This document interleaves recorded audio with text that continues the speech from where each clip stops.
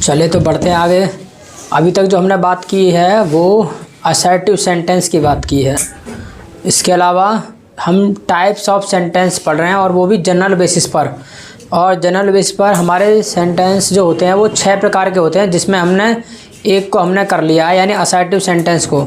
Assertive मतलब जो हमारे अफर्मेटिव और नेगेटिव स्टेटमेंट को दिखाता है, उसे हम असर्टिव सेंटेंस कहते हैं। इसमें आपको 2 पार्ट आते हैं, एक अफर्मेटिव आता है, एक नेगेटिव आता है। अफर्मेटिव बोले तो जो आपके अफर्मेटिव स्टेटमेंट को दिखाए, जैसे वह स्कूल जाता है, वह ये करता है, या मैं ये कर रहा हूँ, वो ये कर रहा है, उसने ये कर लिया है। ये सब हमारे अफर्मेटिव रूप में स्वीकारने की बात है, यानी सकारात्मक रूप में। इसके अलावा एक है नेगेटिव सेंटेंस। नेगेटिव मतलब किसी चीज़ को नेगेटिव रूप में स्वीकारना, जैसे वह स्कूल नहीं जाता, वह टाइम पे नहीं आता, वो मेहनत नहीं करता है, ठीक है, मैं चाय नहीं पीता हूँ, ठीक है, तुमने ये सब नहीं किया है। तो इस तरीके से वो आपके नेगेटिव की कैटेगरी में आता है। तो हमने असर्टिव सेंटेंस को अभी तक पढ़ा है, और असर्टिव में उनके स्ट्रक्चर भी हमने पढ़ लिए। जो अफर्मेटिव का स्ट्रक्चर था वो सब्जेक्ट, वर्ब और अदर वर्ब था। इसके अलावा जो नेगेटिव सेंटेंस का स्ट्रक्चर था subject plus HV plus not plus verb plus other verb. इसके अलावा आज जो हम टाइप्स ऑफ सेंटेंस में पढ़ने जा रहे हैं जनरल बेसिस पर, दूसरा टाइप पढ़ने जा रहे हैं, बिकॉज 6 प्रकार के हैं। और अगर हम on the basis of clause की बात करें, क्लाउज के आधार पर बात करें, लेंथ के आधार पर हम बात करें, तब हमारे सेंटेंस 3 ही प्रकार के हैं, सिंपल, कॉम्प्लेक्स, कंपाउंड। लेकिन जब हम बात करते हैं जनरल बेस पर तो देयर आर 6 टाइप, 6 प्रकार के हैं, जिसमें एक हमने कर लिया असर्टिव। दूसरा जो आज हम करने जा रहे हैं वो है हमारा इंटरोगेटिव सेंटेंस, यानी जो दूसरा हम करने जा रहे हैं उसका नाम है इंटरोगेटिव सेंटेंस। Interrogative sentence. तो इंटरोगेटिव सेंटेंस की अगर हम बात करें तो आपको इसके नाम से ही पता चल रहा होगा कि इसका मतलब क्या है। भाई इंटरोगेटिव शब्द जो बना है वो इंटरोगेट से बना है। तो इंटरोगेट मतलब होता है पूछताछ करना। तो इंटरोगेटिव सेंटेंस में क्या होती है, पूछताछ होती है, यानी ये पूछताछ वाला वाक्य है। अच्छा, इसका क्या मतलब होता है? इसका मतलब होता है ये जो दिखाता है तुम्हारा इट शोज, ये जो दिखाता है it shows confirmation and question. ये जो आपके दिखाता है ये आपके कन्फर्मेशन को दिखाता है एक तो, इसके अलावा नेक्स्ट चीज़ जो दिखाता है एंड वो है आपका क्वेश्चन, यानी it shows confirmation and question. यानी ये 2 चीज़ों को आपको दिखाता है, एक तो कन्फर्मेशन को दिखाता है और एक दिखाता है क्वेश्चन को। आखिरकार कन्फर्मेशन और क्वेश्चन का क्या मतलब है वो भी जान लीजिए। कन्फर्मेशन का मतलब है कन्फर्म करना। कन्फर्म मतलब जिसका जवाब हाँ या ना में दिया जा सकता है, उसे हम कन्फर्मेशन कहते हैं। क्वेश्चन का मतलब है जिसका जवाब हाँ या ना में नहीं दिया जा सकता है, उसे हम जो है क्वेश्चन कहते हैं। इसके अलावा और हम डिटेल में अभी पढ़ ले रहे हैं, अभी समझ आएगा और अच्छे से। इसमें भी इंटरोगेटिव सेंटेंस में भी आपके 2 पार्ट आते हैं। फर्स्ट वन जो आता है आपका वो आता है यस नो टाइप, यानी जो सबसे पहला है आपका वो है यस नो टाइप। आखिरकार यस नो टाइप का क्या मतलब होता है? यस नो टाइप की अगर हम बात करें तो इट शोज कन्फर्मेशन, ये जो दिखाता है कन्फर्मेशन को दिखाता है। यानी इसका नाम हमने जो यस नो टाइप रखा है वो इसलिए रखा है बिकॉज इसका आंसर हम यस या नो में दे सकते हैं, कोई दिक्कत वाली बात नहीं होगी। यानी यस नो टाइप बोले तो इसका जवाब हाँ या ना में दिया जा सकता है। इसका स्ट्रक्चर जो होता है वो कुछ इस तरीके से होता है। सबसे पहले एच भी आता है plus subject plus verb plus other word, इस तरीके से इसका स्ट्रक्चर होता है, यानी H B plus subject plus verb plus other word. और बाद में क्वेश्चन मार्क जरूर मिलेगा, ठीक है, मार्क का आना बहुत जरूरी है, अगर नहीं आ रहा है तो फिर रॉन्ग माना जाएगा। तो सबसे पहले एच बी आता है, फिर सब्जेक्ट, फिर वर्ब और अदर वर्ड। एग्जाम्पल भी देख लो, जैसे एग्जाम्पल की हम बात करें, जैसे हमने कहा डू यू, हमने मान लीजिएगा पूछा डू यू स्पीक इंग्लिश, मान लीजिएगा हमने ये पूछ लिया डू यू स्पीक इंग्लिश। तो ये जो सेंटेंस है ये आपका इंटरोगेटिव सेंटेंस, और इंटरोगेटिव में भी क्या यस नो टाइप है। यस नो टाइप क्यों है? क्योंकि ये कन्फर्मेशन को दिखाता है। कन्फर्मेशन मतलब इसका जवाब हाँ या ना में दिया जा सकता है। जैसे मैं आपसे पूछूं भाई डू यू स्पीक इंग्लिश, कि भी आप इंग्लिश बोलते हैं कि नहीं बोलते, तो आप बोलते हैं तो कह सकते हैं यस, नहीं बोलते तो नो। सामने वाला आपसे सेटिस्फाई हो जाएगा, कोई दिक्कत वाली बात नहीं है। इसका जवाब हाँ या ना में दिया जा सकता है। भैया आप बोलते हैं तो यस, नहीं बोलते तो नो, बात खत्म। इसके अलावा और भी देख रहा हूँ एग्जाम्पल, और देख लो, जैसे मान लीजिएगा हमने कहा आर यू प्लेइंग क्रिकेट। मान लीजिएगा हमने पूछ लिया आर यू प्लेइंग क्रिकेट कि भी क्या आप क्रिकेट खेल रहे हैं, तो ये भी हमारा क्या है, ये भी हमारा यस नो टाइप का है, इंट्रोगेटिव का, क्योंकि इसका जवाब भी हाँ या ना में दिया जा सकता है। आर यू प्लेइंग क्रिकेट भी खेल रहे हैं तो यस, नहीं खेल रहे तो नो, यानी काम चल जाएगा यस नो से, इसलिए इसका हमने नाम रखा यस नो टाइप, जिसका जवाब हाँ या ना में दिया जा सकता है। इसके अलावा जो नेक्स्ट इसमें आपका आता है दूसरा वाला, वो है आपका WS टाइप। क्या है? WS type. इसमें जो आपका दूसरा आता है वो है आपका WS टाइप। आखिरकार WS टाइप का क्या मतलब है? तो WS टाइप की अगर हम बात करें, आ जाओ, अच्छा प्लीज़ क्लोज इट। तो अच्छा ज़रा देख लो जल्दी से, यानी हम जो बात कर रहे हैं वो इंटरोगेटिव सेंटेंस की बात कर रहे हैं, और इंटरोगेटिव सेंटेंस ये दूसरा टाइप है। हमारे जनरल बेसिस पर जो सेंटेंस 6 प्रकार के होते हैं उसमें हमारा दूसरा टाइप है इंटरोगेटिव सेंटेंस। और इंटरोगेटिव सेंटेंस का मतलब होता है एक प्रकार से प्रश्नवाचक वाक्य, शुद्ध हिंदी में बोले तो। और it's shows confirmation and question, ये जो दिखाता है आपके कन्फर्मेशन को दिखाता है और क्वेश्चन को दिखाता है। इसके अंदर भी 2 पार्ट आते हैं, एक तो आता है यस नो टाइप और दूसरा भी हम पढ़ेंगे। यस नो टाइप का क्या मतलब है? इट शोज कन्फर्मेशन, कन्फर्मेशन को दिखाता है, यानी बार-बार शब्द आ रहा कन्फर्मेशन। कन्फर्मेशन का क्या मतलब है? कन्फर्मेशन का मतलब है एक ऐसा मतलब सेंटेंस है जिसका जवाब हाँ या ना में दिया जा सकता है, वो कन्फर्मेशन कहलाता है। जैसे कि HB इसका सब्जेक्ट है, शॉर्ट ट्रिक में याद करना हो तो HB plus subject plus verb plus other verb, last में क्वेश्चन मार्क मिलेगा। जैसे हमने कहा डू यू स्पीक इंग्लिश, कि भाई क्या आप इंग्लिश बोलते हैं, तो भाई इसका जवाब हाँ या ना में दिया जा सकता है। भाई बोलते तो यस, नहीं बोलते तो नो, बात खत्म। आर यू प्लेइंग क्रिकेट, कि भाई क्या आप क्रिकेट खेल रहे हैं, खेल रहे हैं तो यस, नहीं खेल रहे हैं तो नो, यानी यस और नो से काम चल जाएगा, कोई दिक्कत वाली बात नहीं है। नेक्स्ट आता है आपका WS टाइप। WS टाइप का क्या मतलब है? तो WS टाइप का मतलब है ऐसा सेंटेंस आपका जो W या H से शुरू होता है, और WH मतलब वो क्वेश्चन वर्ड होता है, यानी वो क्वेश्चन वर्ड से शुरू होता है। तो ये क्या दिखाता है? इट शोज क्वेश्चन, ये आपके क्वेश्चन को दिखाता है, यानी रियल मायने में क्वेश्चन यही होता है, ठीक है, क्योंकि ऊपर वाला तो कन्फर्मेशन है, रियल मायने में क्वेश्चन ये है। तो इट शोज क्वेश्चन, ये आपके क्वेश्चन को दिखाता है, प्रश्न को दिखाता है, इसमें आपका प्रश्न होता है, यहाँ पे कन्फर्मेशन नहीं होता, यहाँ पे क्वेश्चन होता है, यहाँ पे प्रश्न होता है, और इसका जवाब हाँ या ना में नहीं दिया सकता। ये डिफरेंस है कन्फर्मेशन और क्वेश्चन के बीच में।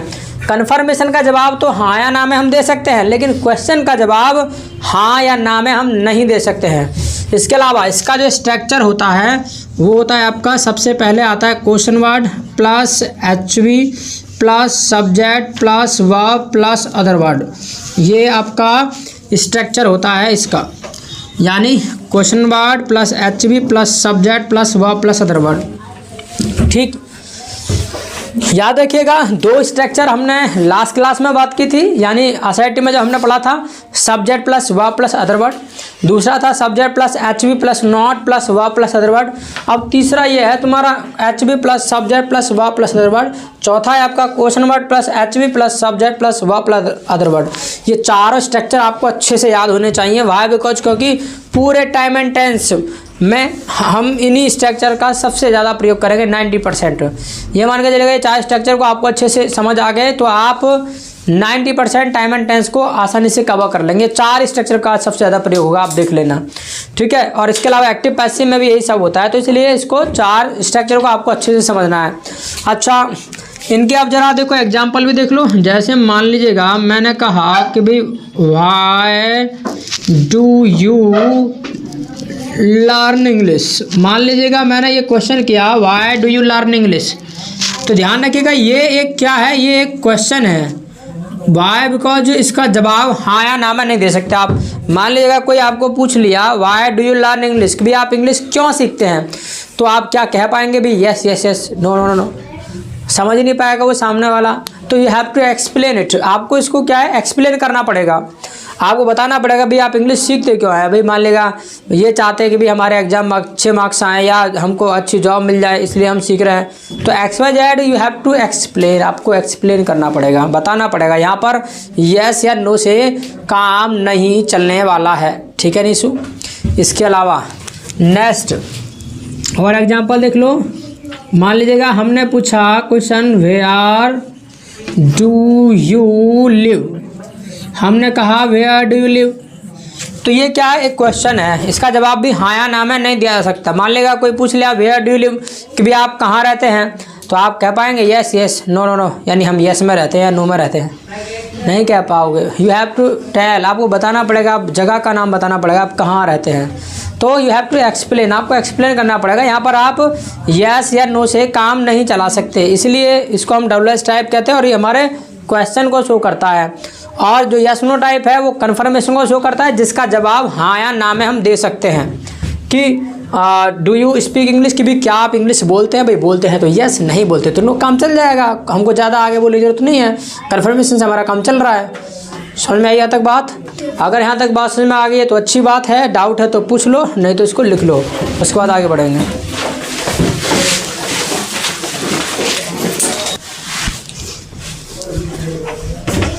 चलिए तो बढ़ते हैं आगे।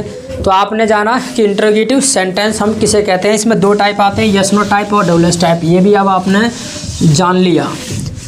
इसके अलावा तीसरा टाइप आखिर क्या आता है, अब हम उसको सीखेंगे। तो जो आप पढ़ रहे हैं मेन चीज़ ये है कि इसका रिवीजन आपको करते रहना, अगर आप रिवीजन नहीं करेंगे तो फिर कहीं ना कहीं बात ख़राब ही है, आपका फिर पढ़ना व्यर्थ ही है। इसलिए डेली घर पे जाकर के रिवीजन ज़रूर करते रहें, ठीक है। इसके अलावा तीसरा टाइप जो आता है आपका, वो आता है ऑप्टेटिव सेंटेंस। ऑप्टेटिव सेंटेंस, आखिरकार ऑप्टेटिव सेंटेंस हम किसे कहते हैं? तो ऑप्टेटिव सेंटेंस का मतलब अगर हम शुद्ध हिंदी में बात करें तो इसका मतलब होता है इच्छा सूचक वाक्य, ठीक है, इच्छा सूचक वाक्य। ऑप्टेटिव सेंटेंस की अगर हम बात करें तो इसका शुद्ध हिंदी में मतलब होता है इच्छा सूचक वाक्य। इच्छा सूचक जिसमें हम इच्छा करते हैं, इच्छा हम अच्छी भी कर सकते हैं, बुरी भी कर सकते हैं, ठीक है, यानी हम जो कामना है, विश है, वो हम ऐसी भी कर सकते हैं, अच्छी भी बुरी भी, ठीक है। तो आखिरकार ये हमारे किस चीज़ को दिखाता है, इसका क्या मतलब है, तो ज़रा देखते हैं। तो इट शोज़, ये जो आपका दिखाता है, इट शोज़ ब्लेस, ये ब्लेस को दिखाता है। इसके अलावा कर्स, ब्लेस बोले तो आशीर्वाद, कर्स बोले तो श्राप, यानी कर्स को दिखाता है, विश को दिखाता है, ठीक, एंड प्रे और प्रार्थना को दिखाता है। तो ऑप्टेटिव सेंटेंस एक ऐसा सेंटेंस है जो हमारे ब्लेस को दिखाए, कर्स को दिखाए, विश को दिखाए, प्रे को दिखाए, उसे हम कहते हैं ऑप्टेटिव सेंटेंस। हम इसमें इच्छा करते हैं, कामना करते हैं, और याद रखिएगा जब हम इच्छा कामना करते हैं तो अब इच्छा की अगर हम बात करें तो देखो हमारी इच्छा से तो कुछ होने वाला है नहीं, हमारी इच्छा से कुछ नहीं होगा, कहने मतलब करने से। हम क्या करते हैं, अपनी इच्छा को हम किसी दूसरे के ऊपर टालते हैं, और किसके ऊपर, भगवान के ऊपर, कि भगवान करे ऐसा हो जाए, भगवान करे ये हो जाए, भगवान करे ऐसा हो जाए, ऐसे होता है ना। इसका जो स्ट्रक्चर होता है वो होता है, ध्यान रखिएगा, सबसे पहले आता है मे, उसके बाद में आता है subject plus verb plus other word, और बाद में आपको एक्सक्लेमेशन मार्क मिलेगा, ठीक है, यानी ये एक्सक्लेमेटरी मार्क आपको मिलता है, यानी उल्टा आए, ठीक, यानी सबसे पहले मे, उसके बाद सब्जेक्ट वर्ब और अदर वर्ड, और उसके बाद में एक्सक्लेमेटरी मार्क। तो इस तरीके के आपको जो है स्ट्रक्चर आपको मिलेगा, स्ट्रक्चर आपको ध्यान रखना है। एग्जाम्पल देख लो, जैसे कि हम कहें may you live long, may you live long, तो मान लीजिए कोई बुजुर्ग है वो आपको आशीर्वाद दे सकता है मे यू लिव लॉन्ग, कि भगवान करे आप लंबी उम्र जिए। तो ये क्या है, उसकी मतलब एक मतलब कामना है, इच्छा है कि मे यू लिव लॉन्ग, यानी आशीर्वाद है, ठीक है, ये उनका आशीर्वाद है। तो इसको हम क्या कहेंगे, ये मतलब ब्लेस है, ये आशीर्वाद है उनका। तो मान लेगा बड़े बूढ़े हैं तो यही कहते हैं भैया मे यू लिव लॉन्ग, कि भैया लंबी उम्र जियो, ठीक है। कई बार ऐसे भी कह देते हैं भगवान करे तुम पास आओ, पढ़ो लिखो, है तुम्हारी नौकरी लगे, दुनिया भर के आशीर्वाद देते हैं। तो हम कुछ भी कह सकते हैं कि मे यू पास, भगवान करे तुम पास आओ, may you get a good job, भगवान करे तुम्हारी अच्छी नौकरी लगे, ठीक है, इस तरीके से। तो वो क्या है, ब्लेस होता है, आशीर्वाद है। इसी तरीके से कर्स भी दे सकते हैं, जैसे मे ही डाई सून। अब मान लेगा कोई बेकार व्यक्ति है, दूसरों को तंग करता है, ठीक है, तो बड़े बूढ़े क्या करते हैं या कोई भी है कह सकता है भगवान करे भाई, भगवान करो जल्दी मर जा, तो मैं ही डाई सून है, तो भगवान करो जल्दी मर जा, ठीक है। तुम भी करते होगे कभी कभी कि भगवान आधी रात में मर जा, वो है हो जा बहुत परेशान कर रहे हैं, आधी रात में मर जाए है। तो चलिए, आधी रात पे क्यों कहते हैं आखिरकार, ऐसा आधी रात का ही जिक्र क्यों किया जाता है? कभी सोचा तुमने आधी रात का जिक्र क्यों करते हैं? क्योंकि आधी रात पे वो इसलिए कहते हैं, पहले नंबर तो आधी रात जब मरेगा तो उसके पास पब्लिक भी नहीं आने वाली है, ठीक है, तो उस पास कोई नहीं रहेगा, उसे वो बचे भी अभी नहीं, मतलब अगर थोड़ा बहुत तड़प भी रहा हो तब नहीं बचेगा, तो इसलिए आधी रात को भगवान आधी रात पे मरा, किसी को पता भी ना चला कब मरा। चलिए, तो मैं ही डाय सून, भगवान करे वो जल्दी मर जाए, तो ये क्या एक कर्स है, ठीक है, ये एक श्राप है, ठीक है, शराब नहीं श्राप। इसी तरीके से मान लेगा आपकी मम्मी जी हैं, कह सकती हैं भाई मे यू पास, भगवान करे भाई तुम पास आओ, तो माँ आशीर्वाद भी देती है और कई बार वो इच्छा भी करती है, कामना भी करती है, भगवान से प्रार्थना करती है मेरा बेटा पास आए या मेरी बेटी पास आए, तो मे यू पास के भी भगवान करे तुम पास आओ, तो वहाँ पे एक इच्छा होती है, एक कामना होती है, ठीक है, प्रे भी हो सकती है, प्रार्थना भी हो सकती है भगवान से कि भी मे यू पास, भगवान करे तुम पास आओ, तो प्रार्थना भी हो सकती है। तो इस तरीके के सेंटेंसेस देखने को मिलते हैं ऑप्टेटिव सेंटेंस में। इसके अलावा जो आपका नेक्स्ट आता है वो हम चलो नेक्स्ट वीडियो में देखेंगे, फिलहाल आप इतने लिख लीजिए, बाकी चर्चा जो है कल करेंगे। So thank you so much.